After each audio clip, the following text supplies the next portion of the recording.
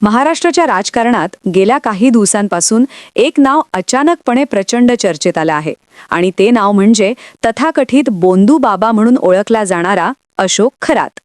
एकेकाळी सामान्य लोकांमध्ये आध्यात्मिक शक्ती असल्याचा दावा करत फिरणारा हा माणूस आता राजकारण, पैसा आणि प्रभाव यांच्या जाळ्यात कसा अडकला याची कथा दिवसेंदिवस अधिकच गूढ बनत चालली आहे। आणि याच प्रकरणावर सुषमा अंधारे यांनी केलेल्या काही गंभीर वक्तव्यांमुळे आता या सगळ्या कथेला एक वेगळाच ट्विस्ट मिळाला आहे। कारण प्रश्न फक्त एका तथाकथित बाबाचा नाही, तर त्या बाबाच्या मागे उभ्या असलेल्या कथित राजकीय सावल्यांचा आहे। सुषमा अंधारे सांगतात की रोहित पवारांनी केलेला आरोप खूपच धक्कादायक आहे, कारण या प्रकरणात एका बड्या नेत्याच्या फोटोवर फुली मारल्याचा प्रकार समोर आल्याची चर्चा आहे। आणि महाराष्ट्राच्या राजकारणात बडा नेता असा शब्द वापरला गेला की लगेचच लोकांच्या मनात काही ठराविक नावे येऊ लागतात, मुख्यमंत्री स्तरावरील किंवा त्या दर्जाच्या प्रभावशाली व्यक्ती। त्यामुळे जेव्हा ही चर्चा सुरू झाली तेव्हा अनेक जण दबक्या आवाजात एकच नाव घेत होते, आणि ते नाव म्हणजे मुख्यमंत्री देवेंद्र फडणवीस। मात्र सुषमा अंधारे स्पष्ट सांगतात की त्या या गोष्टीची पुष्टी करत नाहीत, पण जर खरंच असा प्रकार घडला असेल तर तो अत्यंत गंभीर आहे। कारण राजकारणात मतभेद असू शकतात, विचार वेगळे असू शकतात, पण एखाद्याच्या फोटोवर फुली मारून त्याच्या आयुष्यावर वाईट परिणाम व्हावा अशी इच्छा ठेवणं ही विकृतीच म्हणावी लागेल। आणि त्यामुळेच त्या म्हणतात की या प्रकरणाची चौकशी केवळ एका व्यक्तीपुरती मर्यादित राहू नये, कारण जर खरातला सिद्धपुरुष म्हणून समाजात उभं करण्यामागे काही लोकांचा हात असेल तर त्या सगळ्यांचीही चौकशी होणं गरजेचं आहे। सुषमा अंधारे पुढे सांगतात की या प्रकरणात नामकरण आवारे नावाचा व्यक्ती महत्त्वाची भूमिका बजावत असल्याची माहिती मिळत आहे, आणि जर खरंच त्याने अशोक खरातला समाजात मोठा बाबा म्हणून उभं करण्यासाठी प्रयत्न केले असतील तर त्यालाही चौकशीसाठी ताब्यात घेणं आवश्यक आहे। काही जण असंही म्हणत आहेत की काही लोकांना या प्रकरणात माफीचा साक्षीदार बनवण्याचा विचार सुरू आहे, पण सुषमा अंधारे यावरही प्रश्न उपस्थित करतात। कारण त्या म्हणतात की जेव्हा एखाद्या केसमध्ये पुरावेच नसतात तेव्हाच माफीचा साक्षीदार तयार केला जातो, पण या प्रकरणात तर अनेक पुरावे समोर येऊ लागले आहेत। अनेक महिलांनी तक्रारी दाखल केल्या आहेत, 8 ते 10 गुन्हे नोंदवले गेले आहेत। मग अशा परिस्थितीत काही लोकांना माफी देण्याची गरज का पडते आहे? हा प्रश्न खूपच गंभीर आहे। दरम्यान SITचा तपास सुरू आहे आणि या तपासात काही धक्कादायक माहिती समोर आली आहे। सांगितलं जात आहे की अशोक खरातकडे 4 वेगवेगळे सिम कार्ड होते आणि वेगवेगळ्या नंबरवरून तो वेगवेगळ्या महिलांशी संपर्क साधत होता। पण इथेही सुषमा अंधारे एक मोठा प्रश्न उपस्थित करतात। त्या म्हणतात की खरात जर घरात बसून फोन करत होता तर त्याला ही सिम कार्ड कोण आणून देत होतं? त्या सिम कार्ड कोणाच्या नावावर घेतली गेली होती? त्यामागे नेमकी कोण माणसं होती? आणि सर्वात महत्त्वाचं म्हणजे त्या लोकांची चौकशी का होत नाही? कारण एक माणूस इतक्या सहजपणे इतकं मोठं जाळं तयार करू शकत नाही, त्यामागे काहीतरी नेटवर्क असतंच। आणि जर ते नेटवर्क उघड झालं तर कदाचित या प्रकरणाचं खरं चित्र समोर येऊ शकतं। इतकंच नाही तर या प्रकरणात पैशांचाही मोठा प्रश्न निर्माण झाला आहे, कारण अचानकपणे अशोक खरातकडे एवढा पैसा कुठून आला हा प्रश्न अनेकांना पडला आहे। काही चर्चांनुसार एका राजकीय नेत्याने त्याला चार्टर विमानाने दिल्लीला नेल्याची चर्चा देखील झाली। आणि जर हे खरं असेल तर त्या खर्चाचा स्रोत काय होता? खरात हा पैसा कुठे ठेवत होता?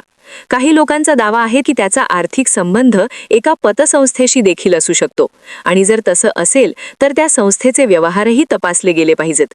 कारण कधीकधी एखाद्या छोट्या वाटणाऱ्या धाग्यापासूनच मोठं रहस्य उलगडतं। आणि म्हणूनच आता महाराष्ट्रातील जनतेला एकच प्रश्न पडला आहे की खरात प्रकरणाच्या मागचं खरं सत्य कधी समोर येणार, आणि त्या सत्यामध्ये अजून किती मोठी नावं उघड होणार? दरम्यान या प्रकरणात आणखी एक नाव अचानक चर्चेत आलं, आणि ते नाव म्हणजे चाकणकर।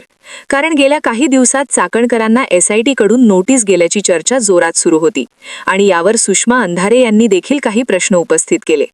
त्या म्हणाल्या की जर चाकणकरांना खराच नोटीस मिळाली असेल तर त्यांनी लगेचच चौकशीला सामोरं जायला हवं होतं।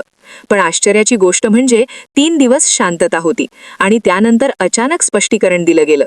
त्यामुळे आता लोकांच्या मनात शंका निर्माण होणं स्वाभाविक आहे, कारण जर एखाद्याला काही लपवायचं नसेल तर तो लगेच पुढे येऊन आपली बाजू मांडतो।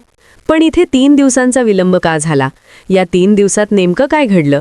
कोणाशी चर्चा झाली का? कोणीतरी ऑफ द रेकॉर्ड संरक्षण दिलं का? असे अनेक प्रश्न आता उपस्थित होत आहेत। सुषमा अंधारे तर थेट असा आरोप करतात की कदाचित चाकणकरांना असं वाटत असेल की त्यांनी सगळी यंत्रणा आपल्या बाजूला लावली आहे आणि त्यांना कोणी काही करू शकत नाही. आणि जर खरंच असा विचार असेल तर तो SITच्या कामगिरीवर प्रश्नचिन्ह निर्माण करणारा आहे.